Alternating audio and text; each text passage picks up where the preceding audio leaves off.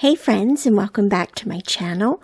For today's layout, I have a 12 by 12 hybrid layout for you for the Allison Pennington creative team, working with her newest collection called Odd Duck.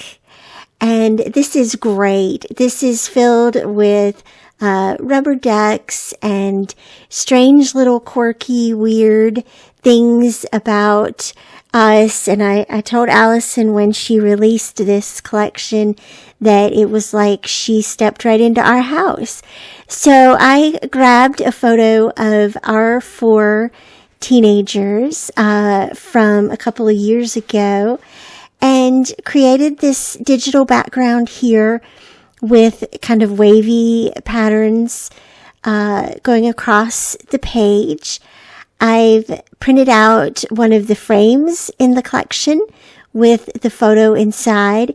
And then here are my bowl of ephemera, also printed and cut from the Odd Duck collection.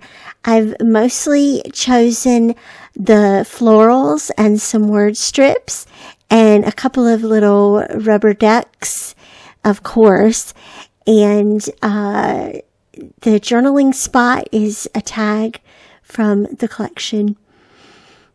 And so we're going to pull it all together. The main design feature of the page is horizontal, obviously. Those curves leading your eye across the page. And I'm going to have the flowers follow the curve across the bottom of the page. And have the photo here at the bottom right-hand corner, and a little journal spot here at the top left. So making sure that I get the stories in and the photo and add some adorable little embellishments and just having fun with this layout.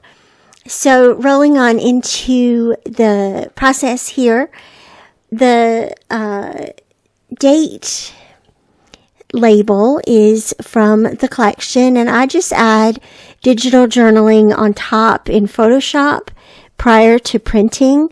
That seems to be working for me right now. I'm using a font called Fernwood, and it's in the italic version of it. It just seems like a soft, but easy to read font, usually in 11 or 12 point. And then here you can see where I'm starting to build the row of flowers going across this bottom curve.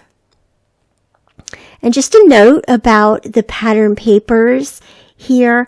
I did create the curves myself in Photoshop and then clipped those pattern papers. And then there's a digital stitch included in the collection, and I sort of altered that to follow the curve. And that was a lot of fun to play with, actually, and have the stitching follow the curves. And then, of course, I repeated the stitching going around the layout as a whole, just to frame everything and tuck all the ends in. And that was a lot of fun to do. I love how that background turned out. Lots of color and activity and vibrance in this collection, and therefore in this layout. Another thing I did was go ahead and merge some of the floral embellishments with the leaves to go ahead and make a more formed flower cluster and make it a little bit easier to form that chain. It's almost like a daisy chain with colorful florals. And my favorite are those magenta leaves that Allison put in the collection. I love those. Pulling the color from the frame here. The title consists of the word quirky, which is a word art in the collection, and then bunch is made using the alphabets in the collection. Now the alphabets do not have the teal color or the green color in them. I added that and clipped it to the alphabets to create that word so that it had a little bit more presence here, and also as a counterpoint to the magenta.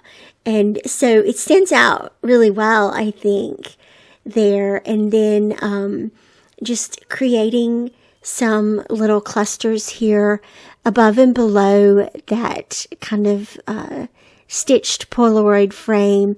And then that adorable little clip there, that's holding the journal spot onto the frame, so to speak. And two more little ducks there. I did include 4 ducks to represent the 4 kids. And then look, I added the little yellow bow onto the pink duck. I love that. I love that so much. This was a great layout to create. I hope that you enjoyed watching my process. I will have links to the products down below for you. And as always, thank you so much for being here. I will see you back here again real soon. Bye-bye.